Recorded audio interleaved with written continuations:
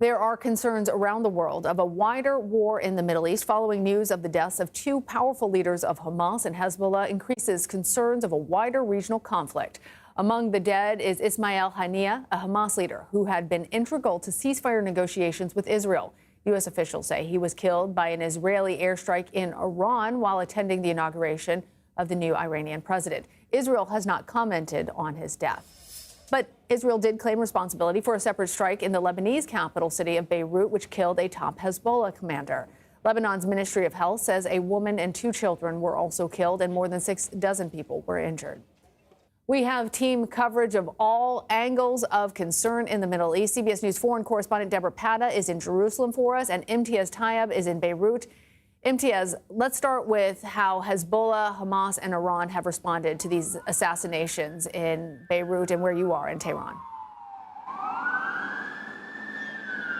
Yeah, that's right. Here in Beirut, Hezbollah reacting with fury, in Gaza and beyond, Hamas reacting with fury, and of course the Iranians reacting with fury as well. But let's focus on Iran for a moment. And the reason the assassination of Ismail Haniyeh inside Iran is so worrying and so perplexing is because what it's shown is the weaknesses with Iran's own security apparatus. This is a country that knows it's under threat, that knows it has enemies in the region, that knows that Israel is one of its fiercest foes, and yet Israel was able to, in Iranian territory, in Iran's security bubble, target Ismail Haniyeh while he was there as a guest, attending that inauguration, with the Iranians themselves saying that they will retaliate against Israel for, and I'm quoting here, killing a guest in their own home. But as we've been saying, it's really exposed the weaknesses within Iran's own security. Now, having said all of that, in terms of what kind of a response we can see, I would argue at this moment what we will see is Iran try to root out whatever security lapse led to the killing of Ismail Haniyeh, and then will take its time to respond.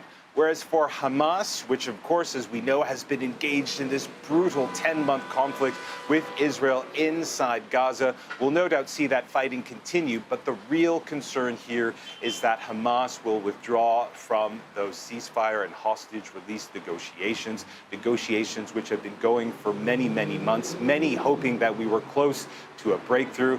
But all of that is now hanging by a thread. Yeah, and that's where I want to bring in Debora, because Haniyeh was the political leader of Hamas, as we just heard from Imtiaz. He was a major player in these negotiations. What are you learning about the impact that his death will have on both the ceasefire and hostage talks? Well, it is a devastating blow. First, let's talk about the hostage families. I mean, they have been waiting for an incredibly long time, nearly 10 months of fighting for some kind of deal, and the constant roller coaster, the hopes that are raised and then the hopes that are dashed over and over again. So this latest assassination is really throwing another, spanner in the works is almost putting it a bit too mildly. You know, when you say the deal, what deal? And I don't mean that flippantly, as devastating it is as it is for the families, but things were already at an impasse. Israeli Prime Minister Benjamin Netanyahu toughened his stance on a ceasefire and hostage deal, and that has made things even more difficult. And this could definitely have a negative effect on those ongoing negotiations. In the West Bank today, a senior Palestinian activist told me that what Israel has done is criminal, accusing Israel of assassinating the person they were negotiating that deal with. He asked the question, when you kill the person you negotiate with, what is the intention? And then answered it himself. The intention is to kill any possibility for peace. Lana?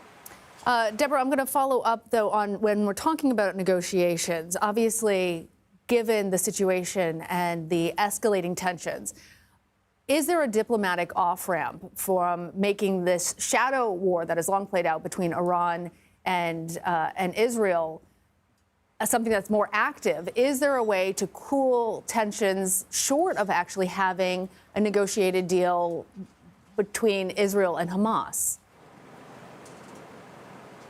Well, you have two problems now. On the one hand, you have an escalation in the region. Tensions were already very high. This was a region that was already in turmoil. And now you have a second assassination within hours of the first, and that's only going to raise the temperatures even more. So that's the one problem. On the one side, you have these raised tensions and the possibility of some kind of response. And on the other hand, you have a deal that's all been, but shattered. It was already at a standstill, and this is going to take it even further. Lana? All right. Debora, Patta, Imtiaz, Tyab, thank you both.